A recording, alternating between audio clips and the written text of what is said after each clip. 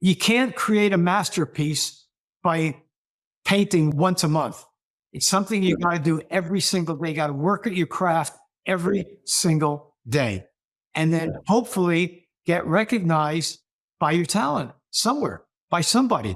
I mean, look at Barbra Streisand. There's got to be 1,000 singers in the world that sing as good as she does.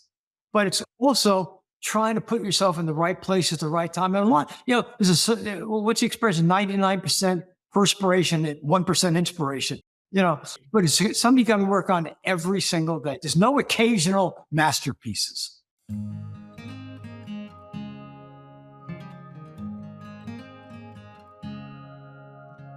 Hello and welcome to Along the Way Life's Journey. I'm your host, Carl Buccellato. If you're anything like me, when you were younger, you loved to sing and you'd walk around the house and you'd remember these things. And probably today, when you're in the shower, you're humming in your mind a particular song that's meaningful to you. Well, we have a guest today that's probably responsible for you knowing that song. This is a great champion of American music. His name is Joel Diamond.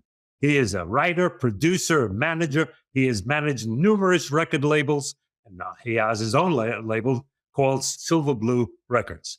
But he is a great guy, and he's here with us. Joel, thank you for joining our show today. Oh, you're very welcome. Thank you for inviting me on your show. Appreciate it. Well, it's my pleasure. Just aghast at that background there. I know you had 47 gold and platinum records, and I'm going to count them to see if they're all there. All right, so you have had guests, you have had people that you've brought forward to the public, made stars out of them, produced their show. Too many for me to name all of them.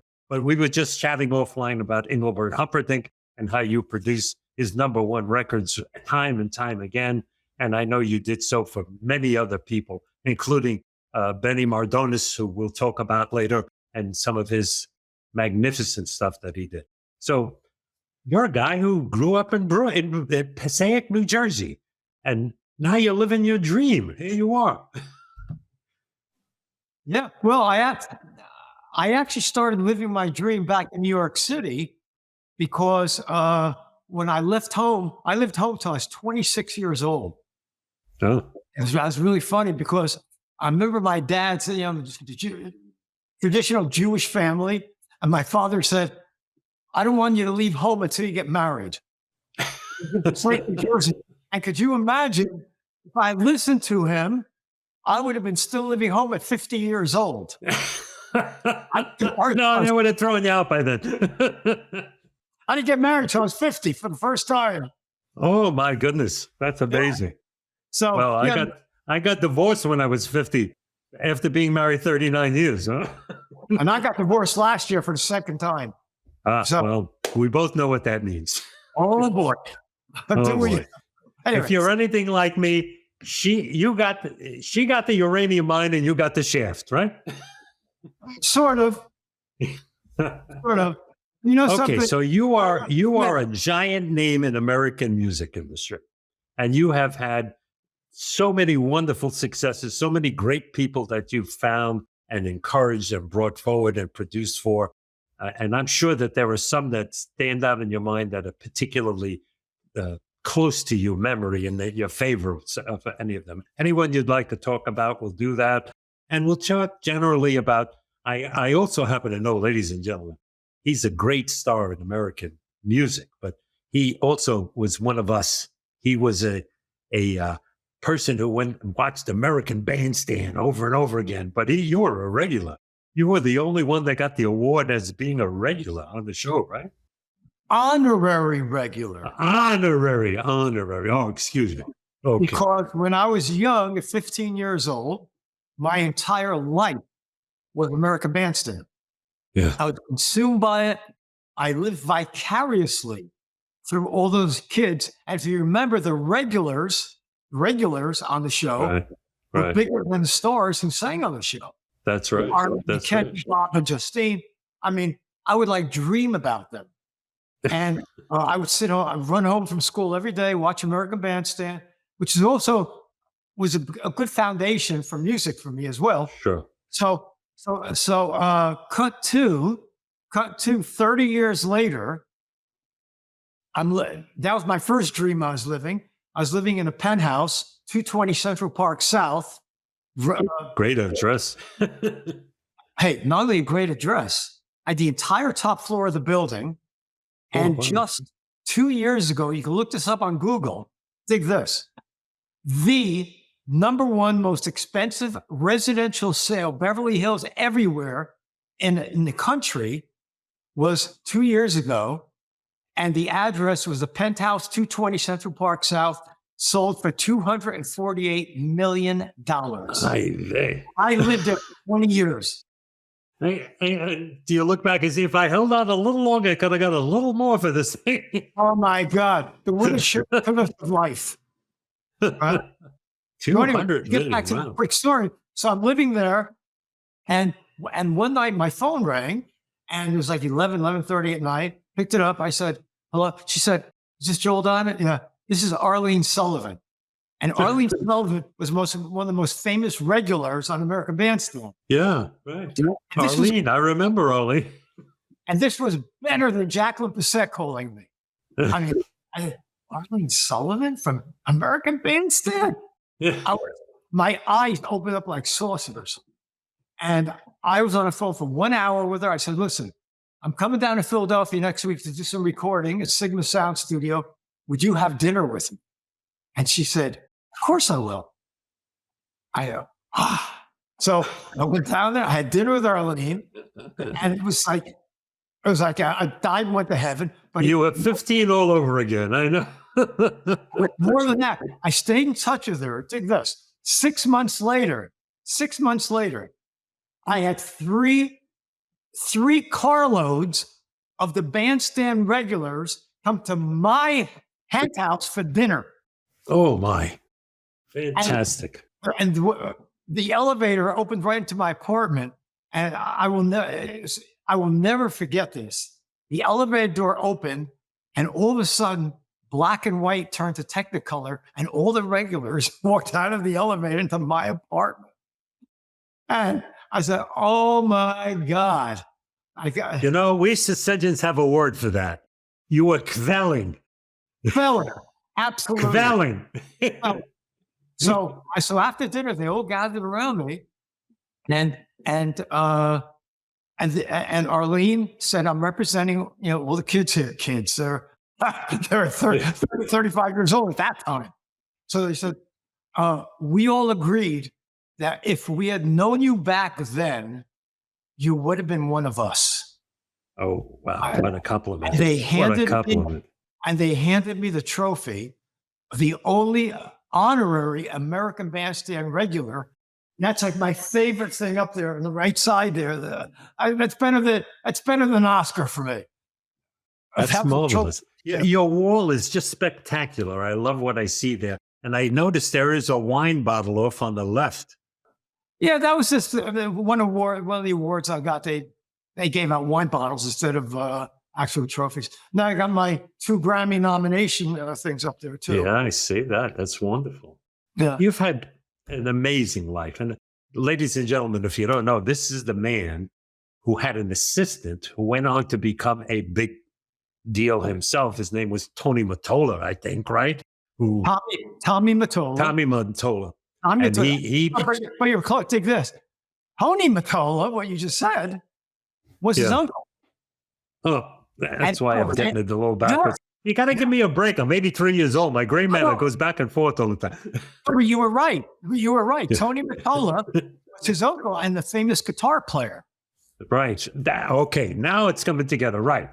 But Tommy was your assistant. He went on to become a big deal with the recording studio, and he married Mariah Carey, didn't he? Not only married Mariah Carey, Tommy was the longest running president ever of Columbia Records, more than Clive Davis, longer than Clive Davis. Wow. Yeah. And now you have Silver Blue Records and Silver Blue Productions. Correct. Which I'm sure you still are eager to find young people. Ladies and gentlemen, you're in the show notes, you're going to know where you contact them. So he's always looking for talent, I'm sure. Always. And I've got 2 artists right now that I launched one of them 4 weeks ago, and one of them just this past Monday, and the one 4 weeks ago. I think I sent you the videos. Do you remember that? I sent them yesterday. I don't think I got that. That's okay. I sent you the 2 videos. Please send it again. Sure. Of my 2 artists. In the first one that I'm working on came out about 4 weeks ago, and it's already the number 1 in the clubs in America. I did something nobody has ever done before.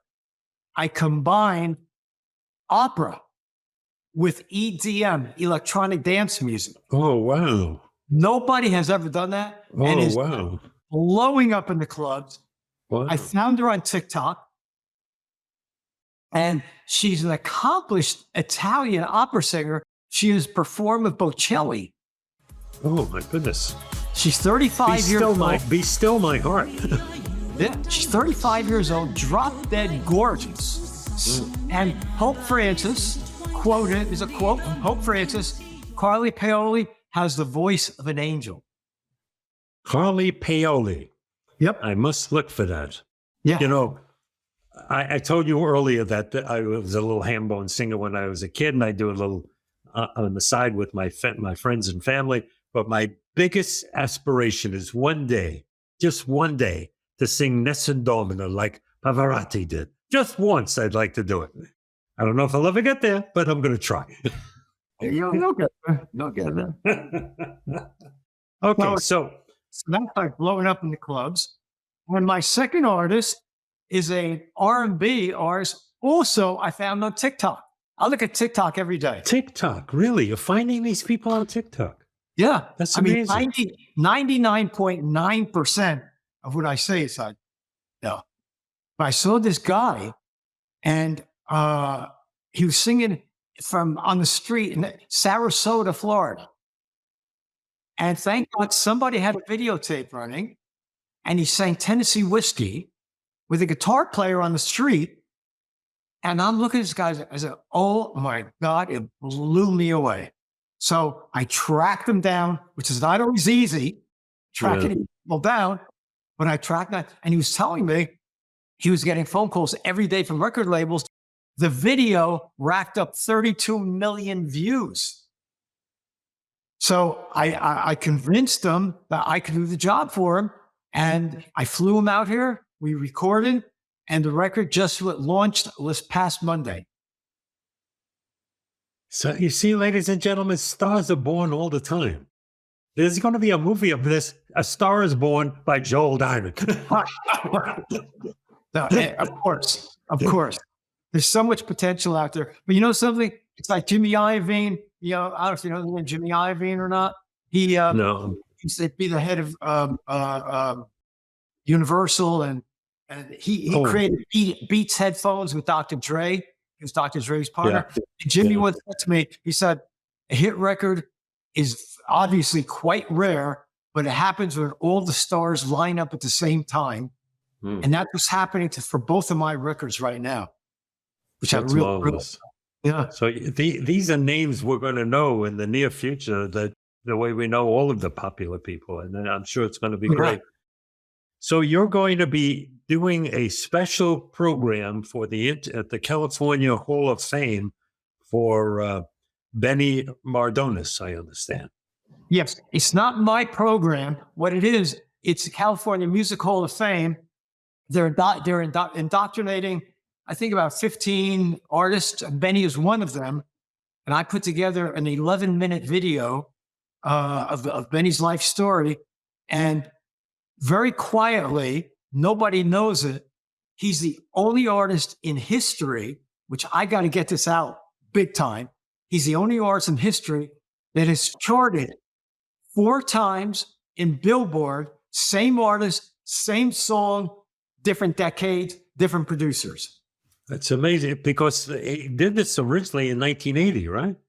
He shot it in the 80s. He recorded it in the 80s, and then again in the 90s, and then after 2000, and now again in 2019 or something like that, right? Yeah. It's amazing. I don't know if you know, if Eddie knows that I discovered Ben.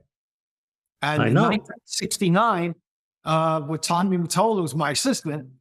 Benny actually walked in off the street. I gave him his first job as a writer. I got his first record deal for him at that time. Oh, you'll love this one. We did a doo-wop song as his first record deal. A record by the Schoolboys called "Please Say You Want Me." You remember that record at all? Classic. I re-recorded with Benny. It was just great. That's, if you just begin to chat with some of these stories, the world will go crazy listening to this. And I know you want to get it out that he's the only person that's ever got to the charts 4 times. Explain what that means. Many people don't really understand. I know the Billboard charts are. Here's what it means. If you look at the Billboard has a textbook, and there's 10 artists on there that have had the same record, same artist, different decades twice. Right. And in that list is Queen, Neil Sedaka, Breaking Up Is Hard to Do, Bill Medley, the Righteous Brothers, their big hit, and Benny. But nobody knows 4 times. So it's incredible, really. Yeah. But that kind of plays up to what I realize you said. One of your statements says, "Great music and great songs never have an expiration date."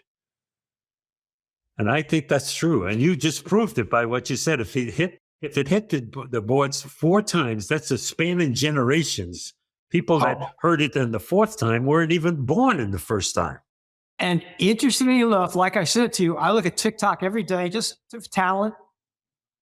And I don't know why. But in the last week, there has been more girls. I don't know if you ever see the girls like lip sync songs. Yeah. And in the past week, there must be a dozen beautiful, stunning women lip syncing Into the Night. Really? Women Into the Night? Wow. On TikTok. I mean, beautiful, seductive looking women say, if I could fly, I'd pick you up. Right. Take Into the Night. Yeah, it was very alluring. It is a beautiful song. There's no doubt about it. It's a beautiful song. Yeah. And it is ageless. It will never have a time limit on it because of the emotion and the sentiment and the lyrics. It's really fantastic. That's what I'm saying. Like I say, great songs do not have an expiration date. And guess what? Great artists don't either. I agree. I mean, sometimes they take a nap for a while, but you never know when a great artist is going to come back again. And young people have a way of relating to things that are good, even if they don't know the past and the history of it. I'll set aside a minute, but when I asked my wife to marry me, we were in a restaurant, and there was a violinist there, and I got to him the week before, and I said, "Do you know an old Tony Bennett song called Because of You?" He didn't know what it was. I said, "Look it up, learn it, because I'm going to sing it to a lady in the restaurant this week, and I'm going to ask her to marry me." So he looked it up, and he came, and he started to play at the table, and I got up, and I started to sing to her. And it is amazing, because not only the older people who understood and recognized the song, but young people were attached to it. They really appreciated it. And then, of course, I asked her to marry me publicly. She couldn't say no in front of everybody. So that was Al Martino, I believe, correct? Who had the hit with it? Tony Bennett was the one Tony Bennett was the one who did Because of You in the late 1950s. He recorded it. Now, did he do it before or after Al Martino? Before Al Martino. Yeah. And anyway, it's a wonderful song. That used to be one of the songs I would sing when I sang at weddings, bar mitzvahs in New Jersey. You were a singer, right? You used to do up in the Borscht Belt, right? No, the Holiday Inn in Wayne, New Jersey. However, the Borscht Belt, yes, when I was a kid, straight out of Dirty Dancing, we put amateur night. Every summer, I'd get up there amateur night and sing my 2 songs. I sang, "I'm looking over a 4-leaf clover." Yeah. And I would sing, "If I knew you were coming, I would bake a cake." Can't lose with those 2. Can't lose with those songs. But you did some Johnny Ray stuff too, didn't you? Did you do Johnny Ray stuff too? No, I met Johnny Ray one time, but he was my idol. Because as far as I'm concerned, he's the first one that really put emotion. Yeah. And he sang loud. Yeah. And he sang loud because he couldn't hear. I didn't realize that later on. Right. But I used to always imitate Cry, the little white cloud that cried. Oh, what a wonderful song that was. Oh, I love Wonderful. Johnny Ray. Yeah. And I got to meet him one time. I have a picture of him on my wall. I met him once too. And there was a club in Brooklyn called Ben Massick's Town and Country Club. And I met him there. Do you remember a club? Do you remember a guy named Norby Walters at all? Yeah, sure. Brooklyn? Yeah. He was a good buddy of mine. Well, there was a lot of people that came out of Brooklyn that went into entertainment. Some of them were performers, some of them owned clubs. You know, they did a bunch of things. But Neil Sedaka, Donnie Kirshner, Donnie Kirshner. Oh yeah, good people. So, what do you got coming up that we should be looking at? Well, the two artists I just told you about, Coyle Paoli, Yes. and Vera Hill. Vera Hill. Vera Hill. And I'm actually working on an idea for a television show. And it's quite interestingly enough, it's sort of like the show that I was supposed to be cast on. I don't know if you read in the paper about David Hasselhoff's wife dying. Yes. And I did read that. Yeah, I'm going to the memorial. It's coming Sunday. She was a you produced his number one stuff in Germany too, right? I created his entire music career in Germany. Yeah. Yeah. Well, when I met him, he got turned down at every single record label. I'm the only one that took a chance. I took money out of my pocket. And I had Silver Blue Records at that time was distributed by Sony, Columbia. Mm-hmm. I had to beg them to put the record. I mean, David's not exactly the greatest singer in the world. However, he sounded good on the records after I finished with him. Well, you helped him with it. And we put the album out, and it bombed. And 1 year later, I get a call from Sony International, and they said to me, "Do you know you have the number one album in Germany this week? You are outselling Michael Jackson and Madonna combined." I actually had to say to them, "With who?" I had no idea. Who was? What is that? Which one? And they said, David Hasselhoff. And ever since then, David and I have been very friendly. And sure, you made a career for him. Yeah, absolutely. Yeah. And like I said, his wife just passed away 2 weeks ago. And I've been close with her for the last year. She's been a good friend of mine. That's pretty sad. So they were going to book you on that show? Pamela Hasselhoff was putting a show together called Rear View Mirror.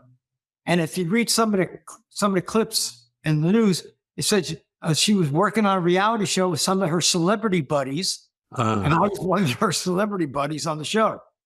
It was called basically about older people given a second chance, which is a show I've been working on also, called Second Time.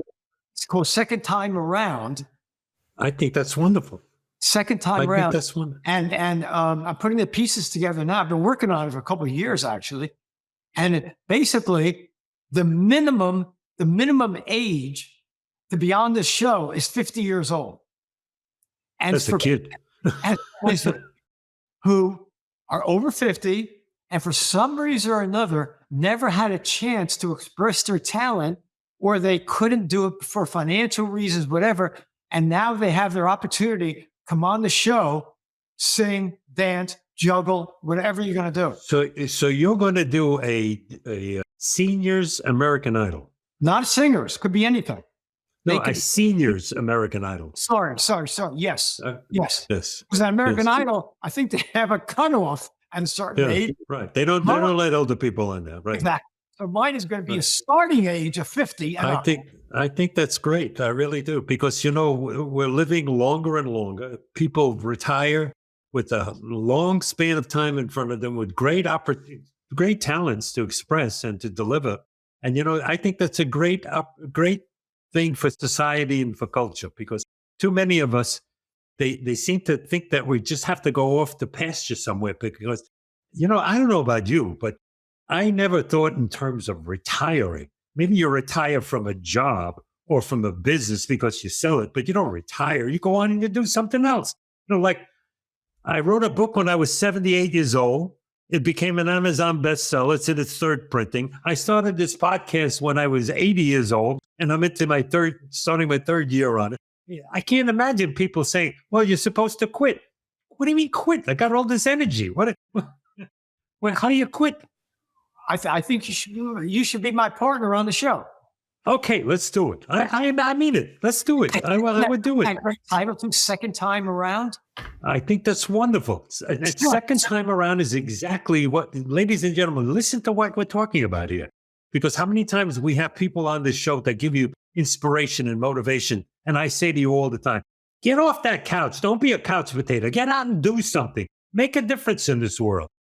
You're the pedal that when it's dropped into a stagnant pool makes all those rings that reaches somewhere that you don't even know where it's going to go. Second time around, that's where it's going to go. It's going to go the second time around. Yeah, and for some reason, there's a lot of people who find that for financial reasons could not pursue their dream that they had. Financially, they had to put bread on the table. So now they have an opportunity. Somebody you can give them a platform, because in this day and age between the internet and TikTok and online, closed circuit TV things and all these things, they can have a platform. And like these people that you found on TikTok, they never would have had a chance without TikTok. In the old days, they would have ended up in some B club somewhere. That's right. That's right. And could you imagine how people in the world and the audience will relate and cheer on these people? Absolutely. And let's remember, folks, we're only about 28% of the population these days globally, but we control 85% of all the money. Yeah. You got that right. 85% of all the money is by we senior citizens. Yeah. So a friend of mine said, a real good friend for a long time, said a couple of weeks ago, they said, don't you miss the good old days? You know my answer was? My good old days are yet to be lived. That's right. They're ahead of us. The golden era is ahead of us. I believe that. I really do. I worked very hard all my life building business and made a lot of money for a lot of people. Had a lot of employees that benefited because they all had shares in my companies. Everybody did well. But I never had the chance to have my platform, speak out. And that's why I started this podcast. So I'd have my platform. I could speak. Wonderful. Somebody asked me last week, are you retired? I said, no, I'm rewired. Joel, you're a real gem. You're a diamond, all right. You're a gem. Oh, yeah. So, I'm just revving up my engines, just like you. I know. You're younger than I am, but you got a lot of energy yet to go. A lot to go yet. I know that. Yeah, when I wrote this book, I was born in 1941 in New York and during the war years. And I remember all the things at the end of the war in Korea. And my generation went through all the crap in Vietnam and the paradigm shifts in technology and politics and all that stuff that went on in business. I remember all that stuff, and I put it all in the book. And people respond to me and they say, I laughed, I cried, and I saw myself in the book. I saw myself in the book because that's our generation. We lived through something. Who published your book? Mascot Press published the book, but it's coming to the end of the contract with that. And I've had some thoughts. I've talked to some people about trying to do a screenplay about it to do for Netflix because it's got a lot of very good stuff, a lot of emotional stuff, a lot of historical stuff in there. And I was a journalist for 50 years. Every day I would write in my journal what happened that day. So all of the emotions that were real the day I wrote it down are in the book. you can't remember the emotions 20 years later to write it, but they were all in the book. So it's very vital. It's a vital book. I'll send you a copy. It's a vital book. Please, I'd love to read it. Yeah. I'd love to have you read it. Maybe it'll be our second chance around. Who knows? Second time around. Yeah. Second time around. Here we are. Second time around. Here we are. I agree.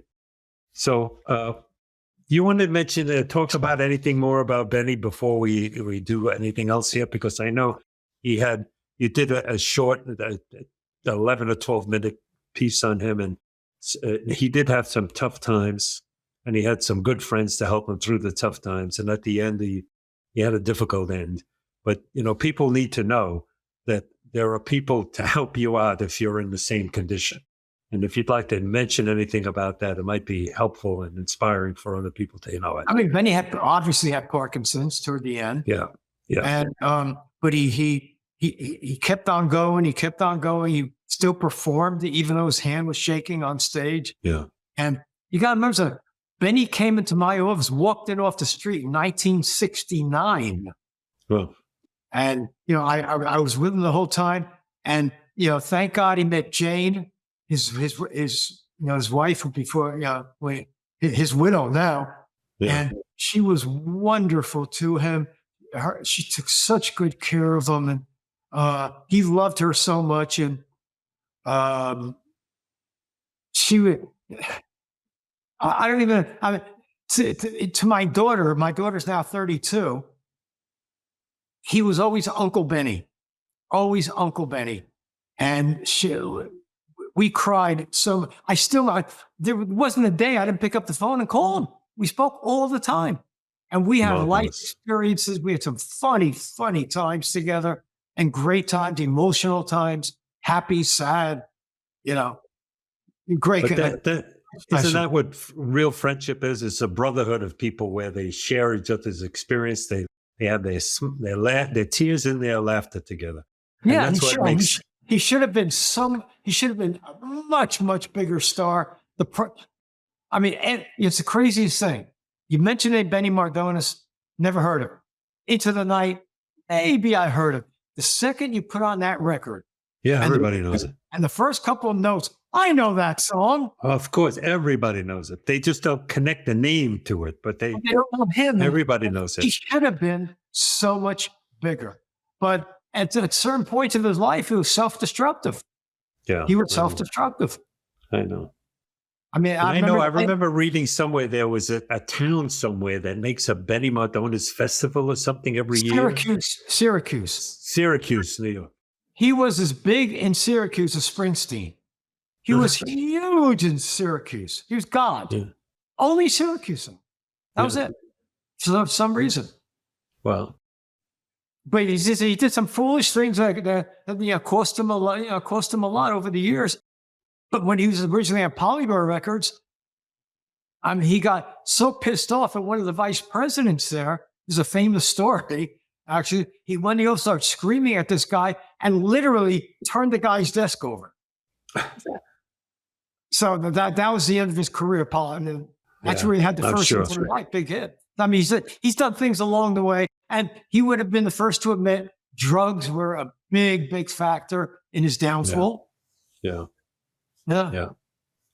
But, as I said, I know a mutual friend of ours and yourself and some other people, they stuck by him. And even in the worst of times, they were there to help him and love him and care for him. And, that's the kind of gift that not everybody gets in life, to have those kinds of friends. And he deserved it because he was genuinely one of the sweetest human beings I've ever met.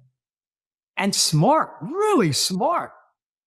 But he, unfortunately, he never had the opportunity to show that part of himself to people. Too bad. Well, maybe your short video on his life will get promoted into other places. We're going to attach it to this show, ladies and gentlemen. We're going to have a link on it so you can see what Joel has done for Benny and commenting on his life. And on the show notes, there will be all kinds of ways for you to contact Joel to see his website, which is a great website. It's got so much in it, so rich. And Thank you. and Joel, I'm sure there are people watching this that are saying to themselves, "Boy, I'd like to know how I can get started in this career, or what I can do to become known, or I have a daughter that's great." Or what advice would you give people to do Uh, that? just keep you got to keep on. It's a craft. You got to keep on pursuing your craft. And I tell people, some people say, "Well, every once in a while I write a great song, or I'll do this." I said, "No." I said, something. No, you can't create a masterpiece by painting once a month. It's something you got to do every single day. You got to work at your craft every single day, and then hopefully get recognized by your talent somewhere, by somebody. I mean, look at Barbra Streisand. There's got to be 1,000 singers in the world that sing as good as she does. But it's also trying to put yourself in the right place at the right time. And what's the expression? 99% perspiration and 1% inspiration. That's right. Yeah. And but it's something you got to work on every single day. There's no occasional masterpieces. That's right. You got to work hard, and you got to start in the beginning and take it to bed with you at night and dream about it and get up and do it again the next day. Even when nothing comes, you got to keep going, keep going. Absolutely. I use the expression all the time. You got to have fire in your belly. That's right. That's right. You got to want it really badly. Yeah, I always listen. I understand. I came a poor kid with the holes in my shoes, going to school in the afternoon and going during the day, living in Brooklyn with nothing. I aspired to be something more than that, and I worked really hard. And the harder I worked, the luckier I got. The harder I worked, you know the story. So you mentioned Brooklyn before. I just wanted to say, as an aside, say to you, the first time I saw Barbra Streisand was in Pip's Coffee House in Sheepshead Bay, singing there for nothing. Wow. Trying out her material. Wow. Yeah, it reminds me of the first time I saw Bette Midler, for example. I was the head of Sony Music in New York for a couple of years. Clive Davis hired me, and I was under his tutelage. And somebody told me about this girl, Bette Midler, who was performing down one of the bathhouses, I think, downtown in New York. So I called Clive. I said, "Clive, I think we need to go see this girl. Everybody's talking about her." And I actually brought Clive down to see Bette. And of course, Barry Manilow was the piano player. Yeah. I knew Barry because he was my writer at Sony. He was one of my writers. Yeah. So I knew Barry really, still do to this day. And believe it or not, Clive passed on Bette. And the next night, Ahmet Ertegun came down from Atlantic Records, and he signed her. And obviously, the rest is history. Oh, yeah. You can't call every shot, not even Clive. You can't call every shot. No. Everything has its turn, and everybody has its chance. And, if you get it right or you get it wrong. That's what life is about, the wheel of life. I don't know if you know in Richard Perry, he's a producer, Richard Perry. Sure. He did the Pointer Sisters, did Streisand, major hits. And I remember Richard telling me one time, he said, "You know something? People only remember your successes. They don't remember your failures." Mm. And Richard said, "I had many more failures than I did successes, but they all remember the Pointer Sisters, all the hits, Streisand, all the hits. Ringo Starr, Harry Nilsson, he produced all the big hits." Right. Well, if people don't, you have to try, and if you try, some of them will succeed, but most of them will fail. And if you don't try, you don't fail. You never get anywhere. You got to keep trying. You got to get back in the saddle and try over and over again. You got to keep doing it. And my whole life philosophy has always been, the more failures I have, it means I'm coming closer to a success. Right. It's funny you should say that. I used to teach young salespeople years ago when I had my businesses. I teach people, you have to get 8 negatives before you get the sale. So keep going. If you're on number 7, don't think it's over. Keep going. And let me add an addendum to what you just said. When I used to sell life insurance, after college, I went into the life insurance business. Yeah. And one thing I learned from life insurance, when you hear a yes, close the book. Don't. That's right. I know people, when they hear a yes, they just keep on going, and they kill your deal. Don't keep talking. Shut up. As soon as you hear a yes, finish up. Anything you'd like to say to the folks before we close down?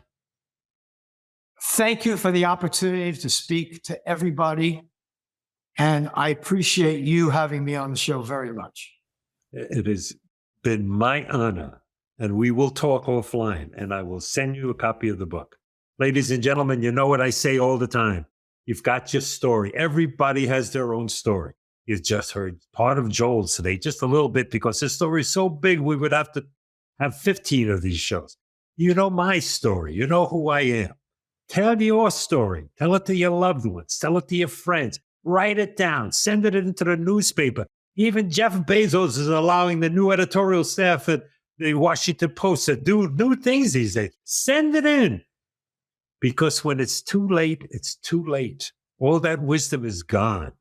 Share it. The world needs to know what you have to say. Share your story. Beautiful. Not too late. Beautiful. And it's beautiful. never know. You never know what happens the next time around, you know. So I'm going to tell you what I tell you every week. What do I know? I'm this big blustery guy from Brooklyn. I don't know much, but I know this. Get somebody you know today, grab them in a bear hug, and tell them you love them. Tell them you love them. It may be the only time they hear those words, and they need to hear it. I'm quite sure God loves them too. He loves Joel, and he loves you, and he loves me. So, Joel, you know what I'm going to do right now, right? I love you, man. I love you. And I can't wait to see you in person so I can give you a hug. And I'm giving you a virtual hug right now. Thank you. God bless. Thank you for being on this show. Ladies and gentlemen, thank you so much for being here today. If you like it, give us a thumbs up, subscribe, tell your friends. Have a great life. Bye-bye.